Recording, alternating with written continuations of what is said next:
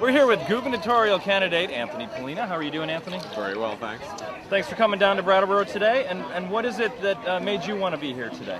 I have a vision of Vermont's energy future. Yep. And it is an energy future that is owned by Vermonters and controlled by Vermonters and is clean and safe and renewable. Yep. And frankly, the nuclear power plant doesn't fit into that vision.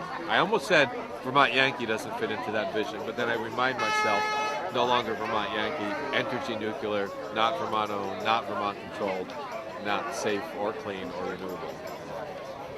And soon to be potentially spun off into yet another entity with even less resources to eventually close the plant and ensure that the what's left behind is safely and securely stored. Yep, no, you're right. Many years to come. Going to be further from Vermont in the sense of its control, financial control, political control, and you're right, there's big issues. It's easy to get caught up in the nuance of what goes on in the debate over Entergy Nuclear, but you got to think about the big issues, which is the big pile of nuclear waste out there, and the big issues about power and control of power. And, Vermont has incredible resources and incredible potential, and I remember when Vermont was a leader on these kind of issues, energy and the environment, and Vermonters can still be those leaders, but we don't have the leadership that's allowing people to be leaders. So I think it's really important that we keep our eye on the big issues here and understand that down the road, if we leave the decisions to Vermonters are going to choose safe, clean, renewable power. And also, let's remind ourselves that we could use less energy. Vermonters have already done a good job at that, and we just need to realize that if we marketed efficiency as aggressively as we market the Vermont lottery, we could do it.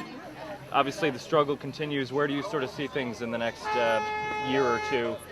I actually see Vermonters expressing the fact that they are fed up and they're tired of being taken for granted by people in Montpelier who just bicker back and forth, and they worry more about winning the political argument than they do about doing what's right for Vermonters. So I actually think this last year, with what's gone on nationally as well as here in Vermont, we've got a lot of people who used to be, call themselves Democrats, Republicans, whatever. They're angry. They're tired of being taken for granted. That's why, in my case, I got the support of the teachers, the state employees, the Abenaki Nation, the AFL-CIO, gun owners of Vermont. I mean, all kinds of people who are saying, we want a different kind of politics. So I think that we're going to continue to move in a more sort of progressive way here in the state of Vermont. And I think Vermont Yankee and the energy issue are going to continue to elevate themselves. And I think we're going to end up doing the right thing, but we got to make sure Vermonters continue to be engaged. We've talked about local bonding authorities so communities like Brattleboro could help all their homeowners transition to solar. We've talked about a 2% for Vermont investment fund so big institutions like UVM would take some of their money out of Wall Street and invest it on Main Street, take some of it out of the war machine and invest it in renewable energy. We've talked about a Vermont credit card, quite honestly. Not another one. You cut up your Chase Bank credit card, you carry a Vermont credit card, and every time you use it, some money goes into a fund to be invested in local energy and local agricultural projects. You got to talk about investing in the energy future that we want.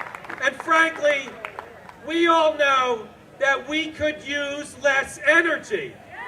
We know that. And I tell you, if you had a governor who marketed energy efficiency as aggressively as we market the Vermont lottery, we would actually end up doing a lot better job. So, as someone who's been doing this for a while, I would say the good news is the awareness of Vermont Yankee and what's wrong with it has now grown from the Brattleboro area up to Burlington. The bad news is we're still here having this conversation.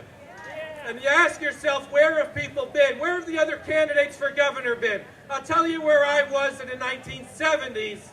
I was here in Brattleboro. I was in Vernon. I was one of the Vermont Yankee Decommissioning Alliance members fighting against Vermont Yankee all those years ago. And back in the late 70s and early 80s, you know where I was? I was in the governor's office. I was not invited into the governor's office, but we went to the governor's office to speak out about the safety at the Vermont Yankee nuclear power plant, when in fact, instead of putting bolts on the safety system, they cut off the heads of bolts and welded them on so it would look like they had bolted down the safety system. So some of us have been at this for a long time and frankly have very strong feelings about it and know that we can do better and know it's one thing to get caught up in the nuance, and that's important, and I'm glad people are doing that.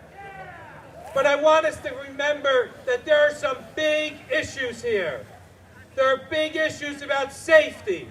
There are really big issues about the tons of very highly radioactive nuclear waste that's going to sit on the shores of the Connecticut River, and we all know that radioactivity kills people. It's pretty serious stuff.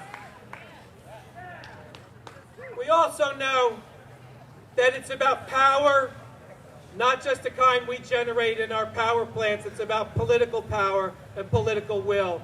And it is about control. Control of our power, control of our energy future. Let me be very clear.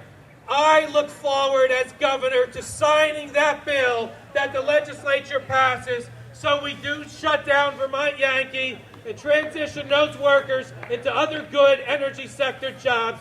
I look forward to doing that as soon as possible. Now finally, let me just say that, as I mentioned before, if we let Vermonters control our energy future, we will do the right thing. I really believe that we all share the same vision. And I don't mean just those of us here. I think Vermonters share the same vision of our energy future. And I just want you to imagine, just for a second, just imagine what it would be like to have a governor who actually shared your vision of the energy future for this state. Just imagine what it would be like to have a governor that didn't just talk about what was wrong with corporate power, but actually had the experience and the background and the courage to stand up to corporate power. Just imagine what it would be like to have a governor who thought and felt the same way that you do. So imagine what it's going to be like to have a governor who works with you to make sure that the vision that we share of our energy future is not just a vision we share, but having a governor that actually makes our vision a reality. That's what this is about. Thank you.